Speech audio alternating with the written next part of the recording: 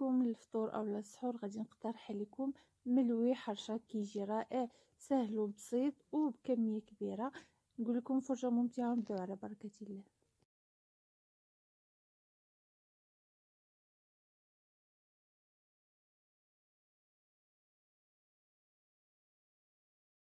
ونبداو على بركه الله مع المقادير اللي غنحتاجو ليهم: نصف كيلو ديال الدقيق الابيض، نصف كيلو ديال السميده الرقيقه اللي كنديروا للحلوه، غادي نحتاجو الماء بارد للعجن،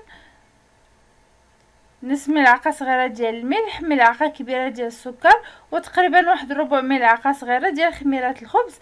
على بركه الله نبداو. اول حاجه كنديرو كتقدروا تستعملوا الكسريه اولا العجانه. الا عندكم العجانه من الافضل، لانه تعرفوا ملي كنستعملوا السميده خاصها تدلك مزيان مزيان. فغادي نضيف ديك المعلقه السكر اللي كتبقى اختياريه بالنسبه للناس اللي فيهم سكري، تقدروا تستغناو عليها. غادي نضيف ديك القبيصه ديال الخميره ديال الخبز والملحه، وغادي نبدا نعجن العجينه ديالي. خاصها تكون في الاول قاصحه، ومن بعد كنبقاو كندلكو فيها ما حدنا كندلكو كنزيدوا الماء وهي كتزيد كتطرى وكترطب. وكما قلت من الافضل الى عندكم العجانه تديروا العجانه، لانه كتسهل عليكم المأموريه ملي كتكونوا مستعملين السميده. هنا غادي ندلكها مزيان، ضروري جدا المسمن اولا الملوي اولا تقريبا كاع المعجنات من الافضل اننا ندلكوهم مزيان حتى وخصوصا هكا بالنسبه اللي كتكون فيها السميده. الى تتبان لكم دابا العجينه فتتبان ان ما منسجمش مع بعضياتها. فهنايا كما كتشوفوا بعد ما تدلكات كنبقى نضيف الماء حتى كترخف ما كيبقاش داك اللون ديالها صفر. غادي نقسمها على 4 ديال الاجزاء، يكونوا من الافضل انه يكونوا متساويين. كندير كرات، ومن بعد كناخذ واحد البلاطو كندهنو بشويه ديال الزيت باش ما تلصقش ليا العجينه، وكنبدا نكور العجينه ديالي كالعاده الشكل ديال المسمن.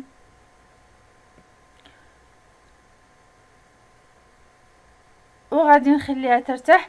فانا نسيت ما وريتكمش في الاول خليتها شويه ترتاح في بلاستيكه، لانه كتعرفوا العجينه ما حدا كترتاح بلاستيكه وهي بحال كتزيد كتدلك. غير هو انايا ما خليتهاش ارتاحت بزاف لانه فيها الخميره، وانا ما من الحاجات ديالي ان العجينه ديالي تخمر. من بعد ما درتها كرات كنعاود نخليها واحد ربع ساعه ترتاح. وهنايا غادي ناخذ الخلطه اللي غادي نوجد بها هاد الملوي حرشه. فغادي ناخذ شويه ديال السميده، غنضيف لها واحد الملعقه صغيره ديال خميره الحلوه، وعندي الزبده ديال التوريق مع الزيت ذوبتهم، وعندي شويه ديال الزيت العاديه هي باش غادي نورق.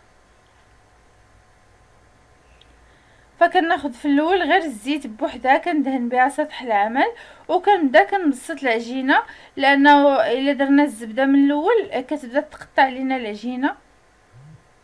وكما كتشوفوا فالمسمن اولا العجينه ديال المسمن ملي كتكون مدلوكه مزيان كنبداو نورقوها، ما تخافوا منها والو، ما كتبقى تقطع لا والو. هنايا مستعملين الخميره ديال الخبز حتى هي كتخلي ان العجينه ديالنا كتكون مطوعه في الخدمه. فانا غادي نبسط العجينه ديالي مزيان حتى غادي تبدا تبان ليا اولا يبان ليا سطح العمل. قد ما رققتوها قد ما مزيان. وهاد الطريقه كتخلينا اننا نوجدوا ملويات اولا مسمنات في وقت قياسي بلا ما نحتاجوا اننا نبقاو العشيه كامله وحنا كنورقوا. غادي ندهن بشويه ديال الزبده والزيت، ومن الافضل اننا ما نكثروش بزاف باش ما يجيناش هكا الملوي ديالنا مزيت. وتقدروا ديروا حتى بالنسبه للناس اللي عندهم الكوليسترول تقدروا تورقوا غير عفوا بالزيت العود اولا زيت الزيتون. ثم غادي ندير داك الخليط ديال السميده مع الخميره، تقدروا تعوضوه بالفينو وكنلويو. فكاينين بزاف ديال اللويات ديال المسمن، انا هنايا درت هاد اللويه كتجي ساهله.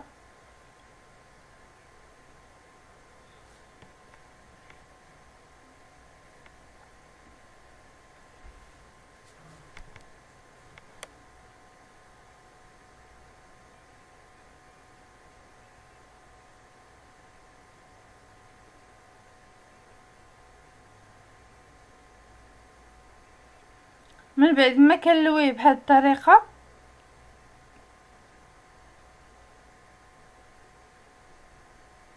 كنخليها كترتاح، وكنبدا في المسمنه الاخرى باش يلا تسلق ليا شويه، باش ملي نبدا نلوي تجيني ساهله. وكما قلت فبما اننا مستعملين الخميره ديال الخبز فما غاديش تعذبنا، وما غاديش ما خاصناش نخليوها ترتاح بزاف. ففي الاول كنديرها في بلاستيكه كنخليها واحد ربع ساعه، من بعد كنديرها كويرات كنخليها ربع ساعه، ومن بعد كنبدا نورقها.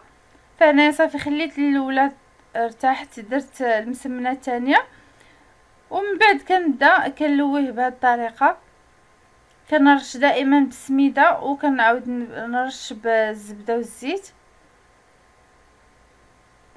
وكنلوي ما كنزيرش بزاف اللويه باش ملي يطيب ليا الملوي ديالي يجيني من الداخل مفخفخ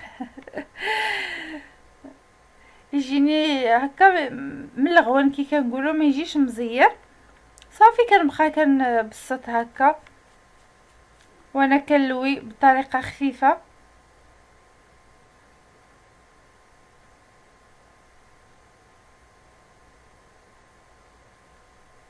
وحتى بالنسبه للمسمن ديال الشحمه تقدروا ديروا بهذه الطريقه، اولا مسمن عامر تديروا بهذه الطريقه كيجي زوين. من بعد ما ساليت الكويرات ديالي كاملين كنبسطهم بهذه الطريقه.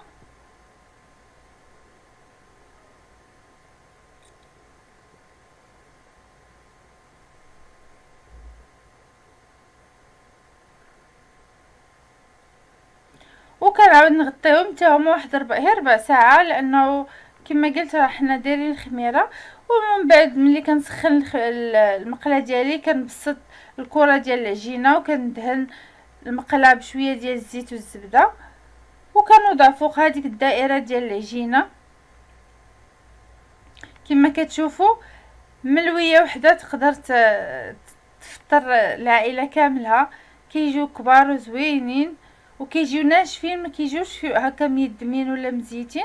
مجرد ما كنحطها غير كتشم شويه الصهد ديال المقله كنقلبها، وهكا كنبقى كل مره كنقلب وانا كندهن بشويه الزبده والزيت حتى كطيب ليا الملويه ديالي. كما كتشوفوا كيجيو محمرين زوينين، وكتقدروا هكا تحتفظوا بهم في المجمد. كتقطعوهم بهذه الطريقه، ها هو الشكل ديالهم من الداخل كيجيو خاويين وملغونين رطبين. كتقدروا تقطعوهم هكا طريفات وديروهم في بلاستيكات وتحطوهم في المجمد للفطور للكوتي. ودابا ان شاء الله الى كتب الله غادي قربات المدرسه كتقدروا توجدوهم وتحطوهم في الفريغو للوليدات هكا يفطروا بهم مع الصباح. هذا هو شكلهم.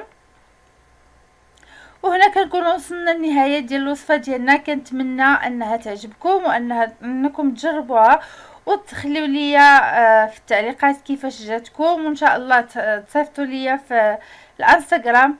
كنتمنى انكم تواصلوا معي في الانستغرام لان كنكون تمايا دائما موجوده كنتقاسم معكم نهاراتي. كنقول لكم شكرا جزيلا على مشاهدتكم، ونقول لكم الى اللقاء في فيديو جديد. دمتم في رعايه الله.